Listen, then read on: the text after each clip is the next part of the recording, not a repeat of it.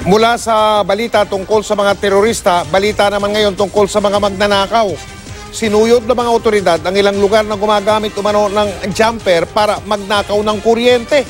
Bistado ang magkakatabi pong mga gusali na malakas umano kumonsumo ng kuryente pero 300 piso lang kada buwan ang binabayaran. Narito ang pagtutok ni Cesar Apolinario. Eksklusibo! Magkakalayong lugar ang naitimbring may jumper umano ng kuryente sa area ng Katipunan sa Barangay Commonwealth, Quezon City. Lumabas lang yung mga magnanakaw ng kuryente. Kaya 3 grupo ng barangay ang sabay-sabay na nag-inspeksyon. Nasita ang salon, klinik at 3 pang katabing establishmento na wagas daw kung kumonsumo ng kuryente pero flat rate at 300 pesos lang daw ang binabayaran. Aircon, electric fan, dalawang electric fan. Meron tayo rito. Anong tawag rito?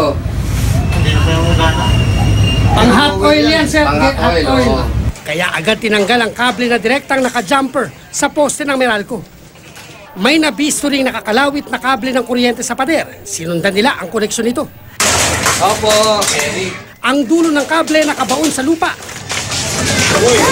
Jerry, nagbabayad tayo na maayos. Nakabaon yan Kaya hinila at pinutol. Sinita ang isang residente pero itinanggi niyang siya ang may pakana. Sino may-ari ng bahay na yan? Si Jerry. Magkano upa niyo lahat-lahat? 5,000. Pero maging ang nagpapaupa, wala rin daw alam sa nakawan ng kuryente. Kasi umuupa raw sila sa'yo Kasama na yung kuryente Hindi sa akin kasama yan. Sinanglak ko sa kanila yan. Naitimbre naman ang nagsumbong na residente ang dikit-dikit na apartment na ito na kahit may metro ng Meralco ay may illegal connection din daw ng kuryente. Nakumpirma ito nang mabisto ang wire na nakabaon sa semento kaya pinagiba. Tumampad din ang main wire na may 3 koneksyon. Nang putulin, nawala ng kuryente hanggang sa kabilang kalye. May mga bahay sa lugar na ito na legal ang pagkakabit ng kuryente. Katunayan ay may mga kontador sila pero ang bilang na ito ay may kabuang 13 lang kumpara sa libu-libong bahay na dikit-dikit na nakatayo dito sa lugar na ito. Ayon sa barangay, ilang beses nang nagkasunog sa kanilang lugar dahil sa pag-overload ng kuryente kaya pumuputok ang transformer. Ang dahilan at may mga namatay na bata rito.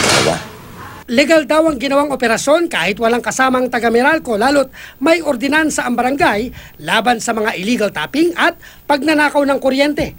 Mahigit 100 bahay at establishmento ang nabistong may jumper. Mismong barangay ang magsasampa ng reklamong pilferage laban sa kanila.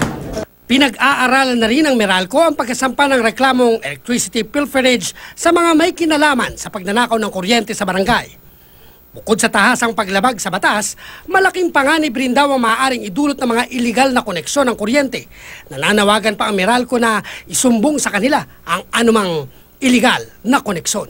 Cesar Apolinario, Nakatutok, 24 Oras.